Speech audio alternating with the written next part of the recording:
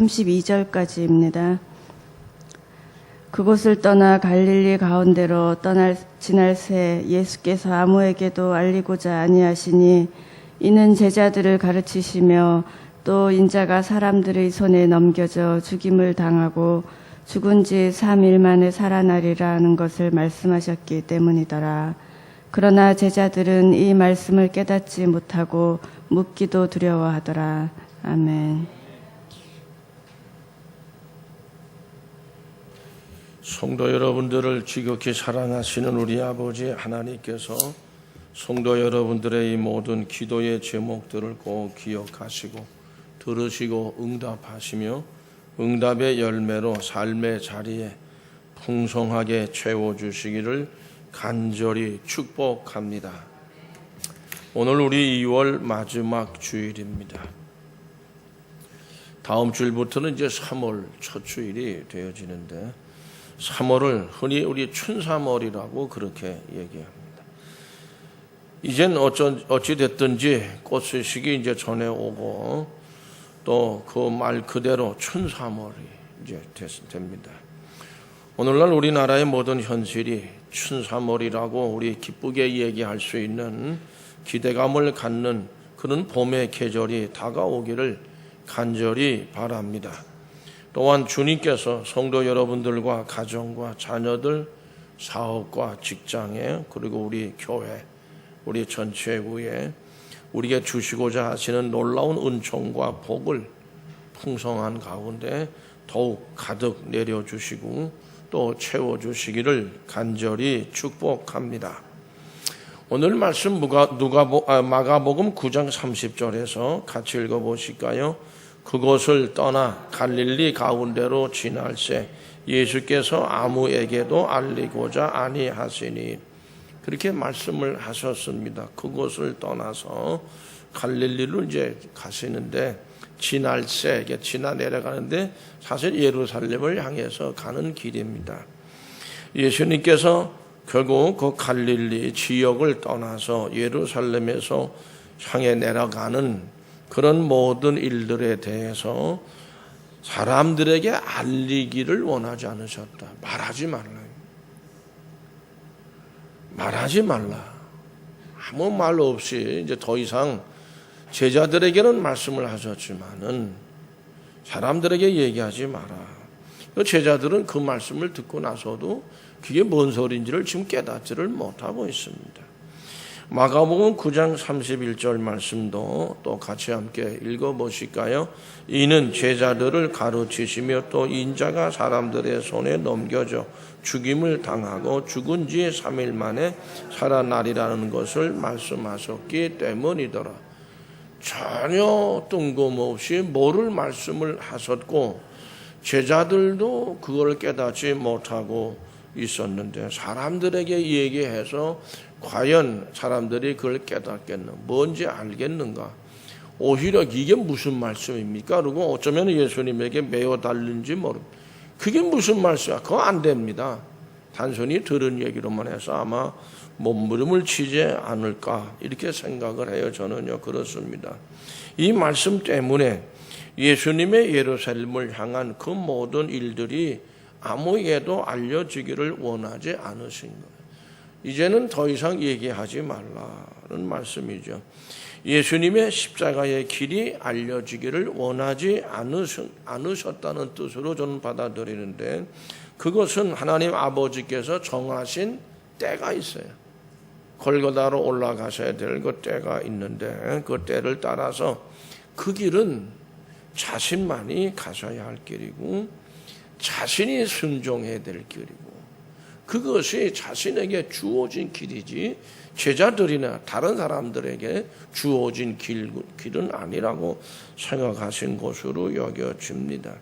그 순종은 예수님만이 결단해야 될 일이었기에 그 다음에 그 은혜는 이제 모두에게 다 나뉘어지는 것이겠지만은 모든 제자들이 다 참여하고 함께 십자가를 지는 일은 아니었었습니다. 그러므로 십자가의 길이 외로울 수밖에 없습니다. 당신은 혼자 가셔야 되는 길이기 때문에 그러므로 말 없이 홀로 그 길을 가기 위해서 아무 말씀 안 하시고 그 다음에는 이제 그곳을 떠나서 예루살렘 십자가가 기다리고 있는 그곳으로 발걸음을 뛰셔야 하셨기 때문입니다. 성도 여러분, 창세기에 보면 우리가 잘 아는 아브라함이 백세에 얻은 아들을 하나님께서 하나님이 지시하시는 산, 그 모리아 산으로 되어 있는데 가서 번제의 제물로 바쳐라 이렇게 말씀하셨습니다. 하나님 말씀에 순종하기 위해서 아브라함은 백세에 얻은 아들 이삭을 데리고 집을 떠나야 했습니다. 그런데 하나님께서는 아브라함의 그 이삭을 하나님이 지시한 산으로 가서 번제의 제물로 바치라고 하셨을 때 그 이유가 뭘까요? 그것은 아브라함의 이삭과 하나님 사이에서 하나님이냐, 하나님을 더 사랑하냐, 이삭을 더 사랑하냐, 아브라함의 그 믿음이 시험해 보기 위해서였습니다. 창세기 22장 12절 말씀에서 아브라함이 하나님께서 하신 말씀대로 이삭을 잡으려고 칼을 들었어요. 모리아 산에 도착을 해가지고 그때 사자가 그 같이 읽어보실까요? 22장 12절 다 같이 읽어보시죠. 사자가 이르시되 그 아이에게 네 손을 대지 말라, 그에게 아무 일도 하지 말라. 네가 내 아들 내 독자까지도 내게 아끼지 아니하였으니 내가 이제야 네가 하나님을 경외하는 줄을 아노라. 아멘. 이제야 네가 하나님을 경외하는 줄 아노라. 이삭이냐 하나님을 했을 때 하나님을 택했단 말이죠. 그러므로 저는 이 말씀을 그렇게 봅니다. 결국 누구를 더 사랑하느냐를 하나님이 시험하셨는데 그 시험에 합격한 사람이 아브라함이었다라고 하는 거죠. 그런데 아브라함이 하나님의 지시를 따라서 순종을 합니다. 그리고 이삭을 데리고 하나님께서 지시한 산으로 향해 떠날 때 창세기 22장 7절 말씀을 같이 읽어보실까요? 이삭이 그 아비 아브라함에게 말하여 가로되 내 아버지여 하니 그가 가로되 내 아들아 내가 여기 있노라. 이삭이 가로되 불과 나무는 있거니와 번제할 어린 양은 어디에 있나이까? 라고 물었어요. 그렇게 물어봅니다. 그러니까 이제 하나님의 지시한 산으로 간다는 얘기는 하신 것 같은데 아브라함의 아들에게, 그러나 왜 가고 그리고 뭐 번제 제사를 드리러 간다. 그러면 제물은 어디? 이런 내용을 보게 되면 아브라함 아버지 아브라함이 말을 안 한 것 같아요. 하나님께서 하신 말씀을 결국 이 상황을 보면 짐을 떠나서 아버지 아브라함은 아들 이삭에게 네가 하나님의 명령에 따라서 번제 제물이 돼야 된다. 이런 말씀을 안 한 걸로 전혀 말하지 않은 거, 침묵했다고 하는 것을 알 수 있고, 사실 아무리 하나님의 명령이라고 하더라도 이삭, 야 너를 잡아서 하나님께 드려야 된다. 아버지가 과연 그걸 얘기할 수 있겠어요? 얘기할 수 없을 걸로 저는 생각합니다. 오직 말을 못하는 거죠. 왜 그렇습니까? 그 길은 아브라함에게 주어진 사명이에요. 그리고 아브라함이 순종해야 될 일이고 아브라함이 결단할 일이에요. 그런데 아브라함이 무척 외로웠을 거라는 생각도 합니다. 그 길을 가는 것은 꼭 아버지만의 길이었다라고 하는 거죠. 그러므로 아브라함도 백세에 얻은 아들을 아무 말 없이 데리고 집을 떠났습니다. 자기 집을 떠났어요. 하나님이 지시한 산으로 가는 아브라함 순종의 길에는 말이 없습니다. 침묵이었다는 거예요. 그와 같이 예수님께서도 이제 당신 자신이 사람들에게 넘겨져 죽임을 당할 그 길을 향해서 가시는 것은 오직 주님만이 가셔야 할, 주님만이 순종하셔야 될 길이고, 그리고 그건 예수님에게 주어진 예수님만의 주어진 사명의 길이었고, 그 고난의 길에서 향해 가는 그 아무에게도 아무런 말도 하지 않으시는 것, 침묵입니다. 그러기에 성경에서도 제자들이 그 입을 딱 다무신 예수님 모습을 보면서 감히 묻는 자들이 없었다. 그렇게 말씀하고 있습니다. 그 일에 오직 자기 자신만의 순종, 자신만의 사명, 그 순종만이 있어야 할 일이었기 때문이었고요. 이러한 말이 없음과 순종은, 그리고 떠남은 아브라함과 예수 그리스도의 같은 모습으로 나타나고 있어요. 아브라함도 집을 떠났어요. 그리고 순종했고 말이 없었습니다. 오늘 본문 말씀에서 예수님께서 이제 장차 예루살렘으로 올라가서 고난을 받게 되고 죽임을 당하게 될 것이라는 말씀은 마가복음 8장 31절에서 그리고 마가복음 9장 31절 말씀에서 두 번 말씀되어졌습니다. 제가 그것을 읽지 않겠는데 이 말씀들을 살펴보면 마가복음 8장 31절에서 처음으로 말씀을 하셨거든요. 고난받으심에 대해서. 근데 그건 단순히 그런 일이 있을 거다 이렇게만 말씀을 하셨는데 두 번째 말씀하실 때는 이제 그 내가 말한 대로 그 고난을 실제로 이제 내가 순종해서 그 고난을 받기 위해서는 이제 내가 이제 여기서 떠나간다. 걸어간다. 앞으로 그는 있을 거다. 그리고 이제는 이제 그 일이 이루어질 때가 됐으니까 떠난다. 그 길을 가기 위해서 이곳을 떠나야만이 한다. 예수님께서 복음을 전하기 시작한 그곳이 갈릴리 지역이었어요. 가버나움이라는 도시가 성읍이 제일 컸고요. 이제는 거길 중심으로 전도를 먼저 하시고 유대와 예루살렘 쪽으로 내려가셨단 말이죠. 이제는 이곳을 떠난다는 의미는 다시는 이곳으로 돌아오지 못한다. 물론 이제 부활 이후의 얘기는 그렇지 않지만은 현재는 그런 마음을 가지시는 거죠. 마가복음 9장 30절 말씀 같이 읽어보실까요?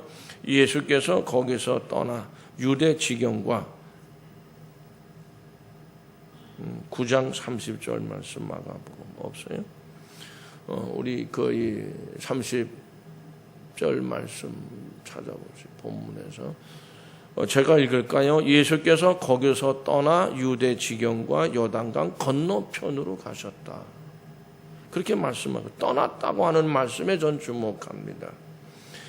이제 그곳을 갈릴리를 떠나셔서 가버나움으로 그리고 요단강을 건너갔다가 아마 사마리아 땅을 지나지 않으신 것 같고 유대 지방으로 내려가시는 게 건너갔다가 다시 건너가는데 마가복음 10장 1절 말씀 같이 읽어보실까요? 예수께서 거기서 떠나 유대 지경과 요단강 건너편으로 가시니 무리가 다시 모여 들거늘 예수께서 다시 전례대로 가르치시더니 아멘. 그곳을 떠나셨다는 말씀에 저는 주목합니다. 마가복음 10장 1절에서도 계속 계시던 곳을 떠나서 점점 예루살렘을 향해서 가까이 가시는 예수님의 모습이 나타나는데 그 걸음이 가볍지는 않으셨다고 생각해요. 그러므로 마가복음 9장 30절에서 예수님께서 그걸 떠나셨다고 하는 말씀은 결국 십자가에 대한 최종적인 결단을 예수님이 하신 거예요. 단순히 어떤 전도처로 다시 떠난다는 것이 그런 의미가 아니고요. 오직 예루살렘을 향해서 가는 그런 발걸음을 의미합니다. 떠났다는 의미는 성도 여러분, 예수님께서는 갈릴리를 떠나실 때에 예루살렘을 향해서 가셨고 그 기다리고 있는 것은 십자가 고난의 그러한 일들이었었습니다. 그곳을 떠나 예루살렘으로 가신다는 말씀 속에서 결국 이곳을 나는 떠나지 않으면 안 되고 다시는 이곳으로 이제 육신의 몸으로는 돌아오지 않으시는 거죠. 그러니까 이곳을 떠나서 이런 표현들이 수식어처럼 꼭 붙어 다녀요. 사실 우리에게도 어떤 굳은 결심이나 결단을 요구하는 일에 대해서 내가 좀 미련을 갖는 특정한 곳을 떠나야 한다는 생각을 하게 될 때가 있습니다. 하던 일을 놓아야 한다는 등등 있던 곳을 애착을 가지고 그곳에 머물고 싶은 곳 떠나지 아니하고서는 뭔가를 포기하지 않고 뭔가 이곳에 포기하고 그저 이곳에 남아 있어야 되겠다 뭐 이런 생각을 하고 갈등을 가질 때가 있습니다. 그래도 결국 실행으로 옮기지 못하는 그런 경우도 우리에겐 참 많습니다. 성도 여러분, 예수님께서 떠나시고자 하셨던 그곳은 마가복음 9장을 읽어보시면요. 오늘 우리가 본문 말씀이 9장 30절 32절까지인데 9장에 보면 예수님이 어느 산에 올라가셔서 변화하신 그런 일들이 기록되어 있는 그 모습, 그 일과 관련이 있습니다. 산 위에서 기도하실 때에 변화산이라고 우리가 얘기하지만 거기 올라가신 목적은 뭐였습니까? 기도였습니다. 기도하러 올라가셨는데 하나님이 그 기도를 받으셨다고 저는 생각합니다. 변형되셨어요, 얼굴이. 그런 일이 있었습니다. 예수님의 모습이 대단히 영광스러운 모습, 인간의 눈으로 볼 때는 굉장히 화려하고 빛나는 모습으로 이렇게 변형되신 것 같고요. 그때 베드로가 너무 거기에 도취가 돼가지고 이곳에다 집을 세 채를 짓겠다. 그리고 영원히 여기서 사시죠. 그렇게 얘기를 합니다. 그러나 예수님께서는 그 산 위에서의 영광보다는 산 아래에서의 죄악 속에서 신음하는 백성들을 더 사랑하셨기 때문에 아무 말 하지 아니, 야야야 그런 소리 하지 마라, 내려가자 이렇게 하지 않으셨어요. 그냥 걸어 내려가셨어요. 제자들은 따라갈 수밖에 없었죠. 그곳을 떠나신 겁니다. 산 아래로 내려오셨어요. 산 위가 아니고. 예수님께서 산 위에 변화하신 영광스러운 그 모습, 그 영광된 자리, 여러분들 같으면 저도 그렇습니다만 그 영광의 자리에 앉고 거기서 살고 싶지 않겠습니까? 그러나 그곳을 떠났다라고 하는 것은 모든 영광을 버렸다는 뜻도 돼요. 그 모든 영광을 떠나셨다는 거죠. 어떻게 보면 인간으로서 그 자리에 편안하게 안주하고 싶어지고 베드로처럼 영원히 거기서 살고 싶은 그런 곳을 떠나신 겁니다. 버리고. 그곳은 평화가 넘치고 사랑만이 넘치는 바로 그런 곳이었습니다. 그러기에 그곳은 예수 그리스도에게는 사명이 있어요. 순종이 기다리고 있어요. 마땅히 떠나지. 안 그러면 사명도 감당 못하고 순종도 못하는 거예요. 하나님이 주신 사명보다는 인간적인 욕심이 앞서게 되면 그렇게 됩니다. 우리는 신앙생활에서 신앙에 대한 사명, 순종이 먼저 앞서가야 합니다. 성도 여러분, 예수님께서는 이 변화를 떠나지 아니하시고서는 예루살렘으로 갈 수 없는 거죠. 예루살렘은 고난이 십자가 기다리고 있는 곳이고 또 예수님은 죽음이 기다리고 있는 곳이기도 합니다. 결국 변화산의 영광을 버리지 않고 거길 떠나지 않고서는 결코 예루살렘으로 향해 갈 수 없으셨습니다. 그렇기 때문에 예수님께서는 예루살렘에 향해 가고자, 그건 순종에 대한 결단입니다. 하나님 말씀을 따라서 순종해. 아브라함이 이삭을 데리고 떠날 때 말없이 떠난 것과 저는 똑같은 모습으로 봅니다.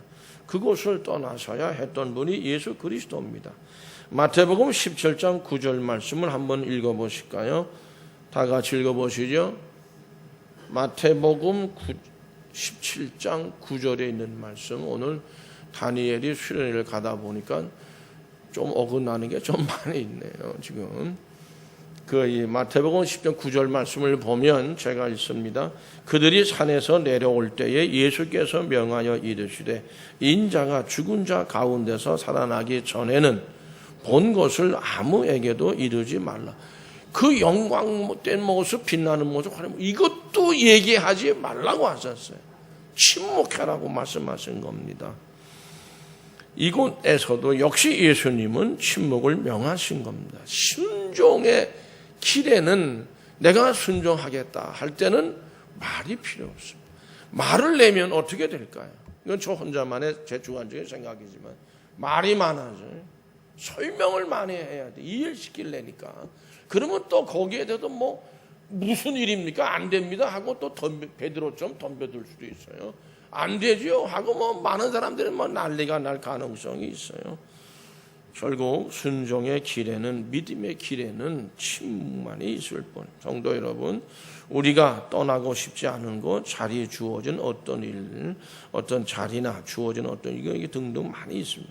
그러나 내가 선택하고 내가 걸어야 할 길이라고 하는 그 믿음의 어떤 생각들은 그 결단이 매우 어려워질 수 있습니다. 현실에 대한 집착 때문에 그렇고 또 현실이 매력적이기도 하거든요. 내가 원하는 큰 영광, 이것이 나를 내 발목을 붙잡을 수도 있고 그런 것을 버리거나 떠나지 못하는 미련, 이런 것들도 너무나 크기 때문에 그래요. 성도 여러분, 예수님에게는 그러나 이 길을 가지 않을 수도 있으셨겠죠. 아담은 그 길 가지 않았죠. 왜 꼭 나만 꼭 가야 되느냐는 회피하고자 하는 마음도 있을 겁니다. 우리가 잘 알고 전해오는 이야기 중에 심청전의 이야기를 우리가 너무나 잘 알고 있죠. 공양미 300석에 아버지 눈을 뜨게 하기 위해서 팔려갑니다. 그거를 이제 드리면은 이제 눈이 뜬다 하니까. 근데 심청이가 자신의 그 가는 길이 왜 가는지를 이제 눈물을 흘리면서 이제 아버지와 이별을 할 때 아버지한테 얘기를 합니까? 얘기 안 했어요. 말을 못 하는 거죠. 아버지 눈을. 그러면 아버지가 그거 얘기하면 뭐라고 그러겠어요? 야, 나 눈 평생 죽도록 안 떠도 좋으니까 무슨 너 안 된다. 이러고 그 집안에서 여러 가지로 소동이 일어나지 않았겠습니까? 그러나 심청이는 그 얘기는 얘기 안 하죠. 그래서 건강하게 눈 이제 떠서서 이렇게 참 좋은 삶을 살기를 원한다고 하면서 눈물 속에서 떠나갑니다. 성도 여러분, 인간은 정에 약하고 유혹에 약하고 현실의 안일함에 빠지기 쉽고 죄에 대해서도 약합니다. 인간은 참 약한 존재이기 때문에 예수님도 약하셨어요. 저는 그렇게 생각합니다. 말 없이 그곳을 떠나셨다. 저는 그렇게 믿습니다. 아브라함의 조카 롯의 아내는 소돔과 고모라 성을 탈출해 나오다가 어떻게 했어요? 거길 빠져나와야 되는데 뒤를 돌아보지 말라는 천사의 이야기를 잊었다고 생각하지는 않습니다. 미련이 남았어요. 소돔과 고모라에. 뒤를 돌아보다가 소금 기둥이 되고 말지 않았습니까? 우리는 이 이야기를 깊은 교훈으로 삼고 신앙생활을 해야 합니다. 소돔과 고모라 성에 두고 온 것들에 대한 미련, 그거 버려야 돼요. 거기서 완전히 떠나야 돼요. 그러지 못해서 비극의 사람이 됐다. 이스라엘의 초왕이었던 사울은 또 어떻습니까? 너무 교만해졌어요. 원래 교만한 사람이 아니었어요. 근데 교만해졌어. 왕이 되니까. 왕이 되니까 교만해진 거예요. 교만에 대한 유혹을 이기지 못했습니다. 하나님이 안중에 없었어요. 결국은 자신의 명예도 하나님의 은총도 다 사랑해요. 하나님이 버리셨다 그랬어요. 사울을. 끝내는 길보아 전투에서 비참한 최후를 아들과 같이 함께 전사하고 맙니다. 성도 여러분, 우리들도 신앙생활 속에서 주님을 위해서요, 또는 몸된 교회를 위해서 이 모양 저 모양으로 부름을 받을 때가 많이 있습니다. 그럴 때마다 부름에 주저하고 머뭇거리고 소극적이고 그럴 수 있습니다. 이런저런 구실 이유, 그런 것 때문에 그것을 좀 피해가려고 할 때가 있어요. 왜 그럴까? 그 일이 하고자 할 때에 이것저것 포기해야 될 것을 포기하지 못하기 때문에 그렇다고 생각합니다. 어떤 이해 타산이나 미련도 있을 수 있고 자기가 버리지 못하는 고집이나 아집이 있을 수도 있습니다. 모세가 그랬습니다. 하나님으로부터 불붙는 떨기나무 가운데서 부름을 받지 않았습니까? 애굽으로 가라 그랬어요. 내 백성을 인도해내라. 소명을 받았습니다. 그때 주저했어요. 이런저런 얘기하다가 끝내는 나는 말을 잘 못합니다. 바로 앞에 서는 것이 두려웠던 것 같습니다. 그는 하나님의 역사에는 말로가 아니라 그 능력에 있음을 몰랐기 때문이고, 그러므로 말 없이 꼭 하나, 뭐예요? 예만 하라고 그랬어요. 예하고 순종해야 되는 길이라고 하는 것을 깨닫지를 못해요. 그건 모세만이 해야 될 일이었고 모세만에게 주어진 사명이었어요. 근데 그거를 안 하려고 애를 썼어요. 그러나 어떻게 했습니까? 아무래도 미디안 광야에 살았고 미디안의 이드로라고 하는 족장의 사위가 되지 않았습니까? 그 가정에 대한 그 어떤 미련 같은 거, 그러나 그거를 나중에 하나님께서 증거를 보여주지 않아서 지팡이를 쥐고 던져라, 다시 잡아라, 뱀으로 변했다가 또 뱀이 지팡이가 됐습니다. 모세는 끝내 더 이상 아무런 어떻게 해요? 말 없이 내려간 거예요. 말 없이 갔어요. 예수님께서도 마지막 길인 이젠 다시는 이 갈릴리 지방으로 오시지 못할 그런 가운데 갈릴리 떠나시면서 그 첫걸음을 떼시고자 할 때 변화산에서의 그 일대 어떤 미련 같은 것이 있었을 것이다. 그러나 오늘 말씀은 우리에게 예수님께서 그곳을 떠나셨다. 그들이 그곳을 떠나 갈릴리 지방을 지나가서 이제 내려가는 겁니다. 이 여행을 아무에게도 말하지 말라. 말없이 떠나갔었어요. 여러분, 오병이어의 역사가 적어도 2번은 있었다고 봐요. 학자들은. 귀신이 쫓겨나갔죠. 거라사 지방에서 또 귀신 들렸던 남자를 살렸죠. 정말 질병의 치유와 귀신을 내쫓고 또 말씀으로 가르칠 때 그 말씀의 은혜를 받고 수많은 사람들이 몰려들었어요. 예수님을 심지어 왕으로 추대하려고 하는 이런 일까지 있었어요. 맹인들이 앞을 보게 됐습니다. 듣지 못하는 자가 듣게 되고 말을 하게 됐습니다. 그래서 수많은 사람들이 막 환호했어요. 막 들려올 겁니다. 저는 오늘날 무슨 촛불 집회니 태극기 집회니 글쎄 장로님 한 분이 저보고 3월 1일 날 태극기 집회 나가자고 그래서 제가 나가겠다고 그랬어요. 함성이 대단합니다. 아마 그 당시에 예수님을 따른 사람들의 환성이 오히려 더 크지 않았었을까. 근데 그곳을 예수님은 이제 나는 떠나겠다. 단순히 어느 그 지역으로 떠나서 전도하겠다 그 말씀이 아니거든요. 성도 여러분, 하나님께서는 그의 백성들에게 떠나라고 하실 때가 있습니다. 우리가 잘 아는 대로 창세기 12장 1절 말씀에서 다 같이 함께 읽어보실까요? 여호와께서 아브라함에게 이르시되 너는 너희 고향과 친척과 아버지의 집을 떠나 내가 내게 보여줄 땅으로 가라. 내가 네게 보여줄 땅으로 가려고 한다면 너는 네 본토 친척 아비 집을 떠나라. 그렇게 말씀을 하셨습니다. 창세기 27장 42절, 44절을 같이 읽어보실까요? 맏아들 에서의 이 말이 리브가에게 들림에 이에 사람을 보내어 작은 아들 야곱을 불러 그에게 이르되 내 형 에서가 너를 죽여 그 한을 풀려 하니 내 아들아 내 말을 따라 일어나 하란으로 가서 내 오라보니 라반에게로 피신하여 내 형의 노가 풀리기까지 몇 날 동안 그와 함께 거주하라. 아비 집을 떠나라. 아비 집을 떠난다는 거는요, 이 야곱이 물론 이제 얕은 꾀를 부리긴 부렸지만 어쨌든 아버지에게서 이어받는 모든 걸 다 포기한다는 뜻입니다. 아버지와의 관계가 다 끊어진다는 의미가 돼요. 이 문제는. 그러나 떠나라 그랬어요. 그 어머니가. 네가 살기 위해서는 떠나야 되는데 에서가 너 죽이려고 그런다 그랬죠. 야곱에게 그의 어머니가 결국 외삼촌 집으로 떠나게 합니다. 롯과 그의 가족을 구원하기 위해서 하나님은 저들을 향해서 소돔과 고모라를 떠나라. 너무 좋은 곳으로 여겨지지 않겠습니까? 애굽에서 400여 년간 노예 생활하던 이스라엘 백성들에게 하나님께서는 그의 조상들에게 언약하셨던 축복의 땅을 허락하시기 위해서는 애굽을 떠나라 이렇게 말씀하세요. 우리가 구원의 길을 천국을 향해 가기 위해서는 이 죄악 많은 세상을 떠나야 된다라고 하는 거예요.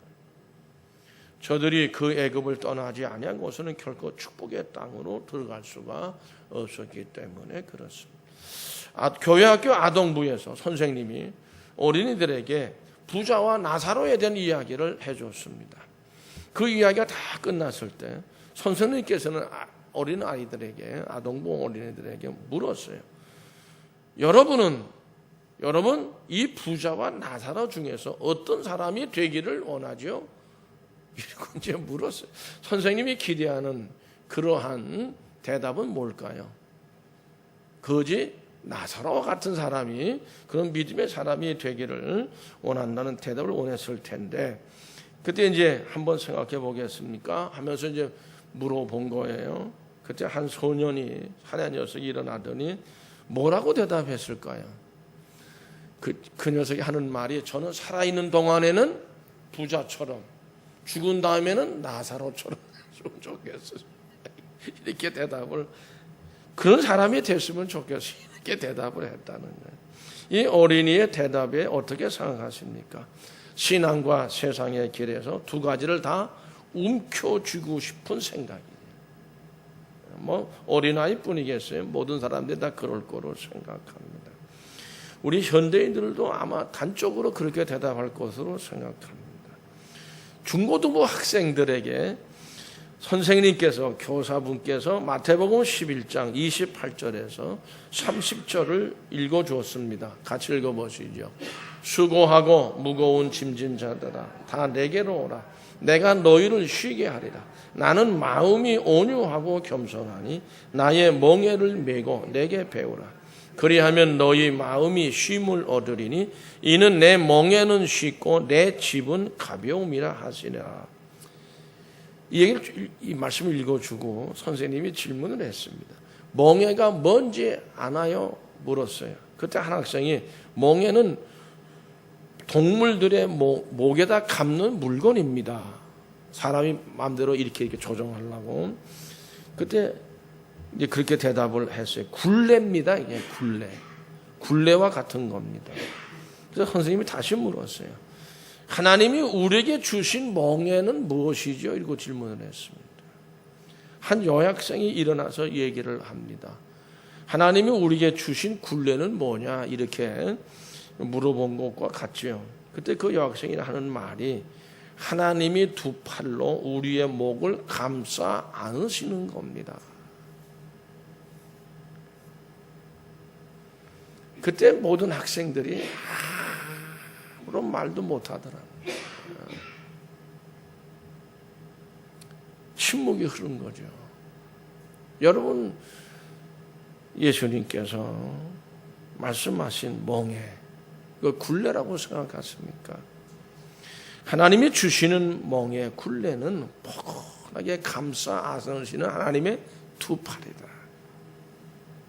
그 사랑이 주님으로 하여금 모든 것을 버리고 그곳을 떠나게 하셨다.